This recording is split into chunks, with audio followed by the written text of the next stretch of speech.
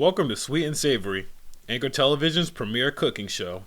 I'm Kobi, and today I'll be cooking my personal favorite, baked macaroni and cheese.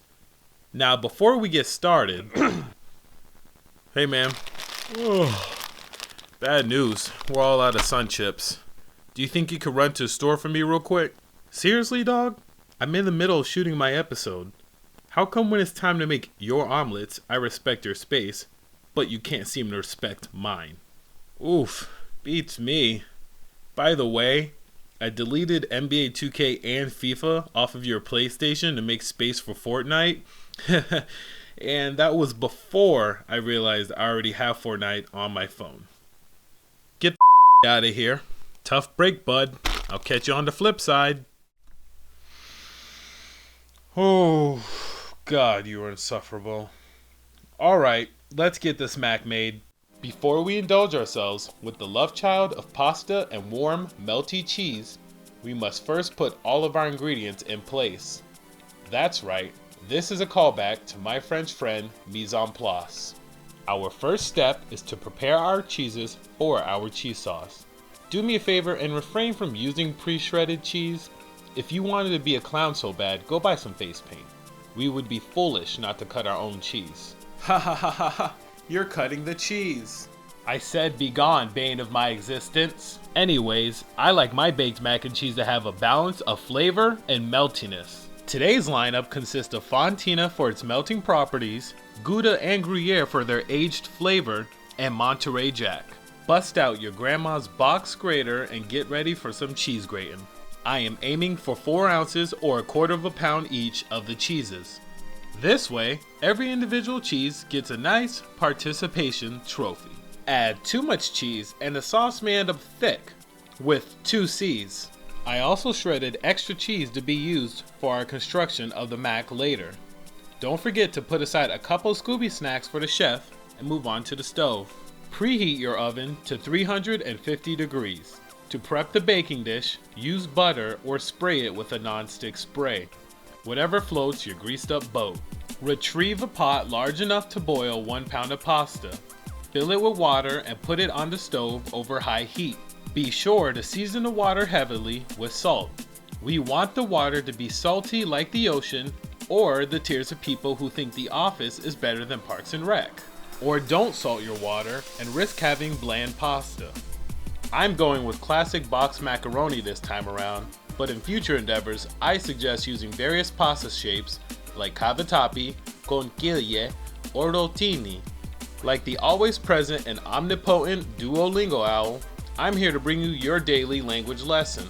The Bechamel is one of the 5 French mother sauces. A mother sauce is the basic starting point for numerous other sauces. As such, the Bechamel sauce will elevate our mac and cheese to epic proportions. To make the Bechamel, we must first make a roux. Think of a roux as the forbidden romance of equal parts flour and fat. This roux will act as a natural thickening agent for our cheese sauce. We will be using butter as our fat component. Melt 1/4 cup or half a stick of butter over medium heat. Once melted, add 1/4 cup of flour. Whisk the flour and fat together constantly to avoid burning the roux. The roux is finished once the raw flour taste has been cooked out. Once the roux is done, it's time to add our emulsifier, whole milk. Begin to slowly add 2 1/4 cups of whole milk. Once all the milk is added, allow the concoction to come to a simmer. Simmering the sauce will allow it to reduce, which means water is being evaporated out and allowing the fat from the butter and the starches from the flour to thicken the sauce. Real talk, between you and me, being a home cook is just a front to be the hungry mad scientist that I am. As you can see, the sauce has had time to reduce. You'll know it's done when the sauce coats the back of a wooden spoon and you can draw a line through it. Add a teaspoon of ground mustard and half a teaspoon of cayenne. Freshly grind some black pepper to your personal preference. And voila! A nice bechamel sauce. Remove the sauce from the heat. We will use the residual heat from the pan to nicely melt our cheeses and not overcook the sauce. Now, a wise person once told me that living in moderation is the key to enjoying the present. That person was my foolish ass before I subjected my senses to the phenomena you are about to witness. Take the cheese we pre-shredded ourselves and add them to the bechamel sauce. I like to add the hard cheeses first, then finish with the softer cheeses. First is Gruyere, then Gouda, as they are the hardest and richest of all the cheeses. Then add the Monterey Jack, and lastly the Fontina.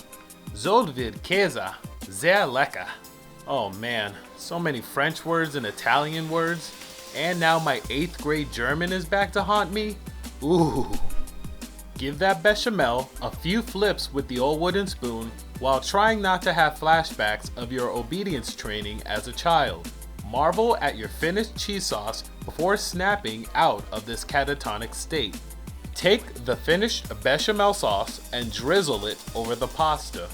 Don't forget to give that macaroni a good old mixeroonie, cause you know, like mixeroonie and macaroni. Sorry, I won't do that joke again. Alright, time to assemble our mac for the oven. Lay down an initial layer of the cheesy pasta first, just enough to cover the bottom of the dish. Next, with the extra cheese we set aside earlier, sprinkle a nice layer of fresh cheese to give some structure to the middle. Finish it all off with the rest of our cheesy pasta on top and a little bit more cheese to cover. Place the mac and cheese into the preheated oven and set a timer for 20 to 25 minutes. Or enough time to watch the Parks and Rec episode honoring Lil Sebastian. Rest in peace. Once our timer goes off and you're done grieving the loss of your favorite miniature horse, retrieve the mac out of the oven and allow it to cool just a bit before absolutely destroying it. This was my first time trying out different flavors, and it did not disappoint. The array of cheeses provides a natural and rich taste while not compromising on salty and nutty flavors. I would provide you with footage of me rolling my eyes to the back of my head from eating this mac, but me and my hungry family had other ideas. Be sure to give this mac and cheese recipe a try.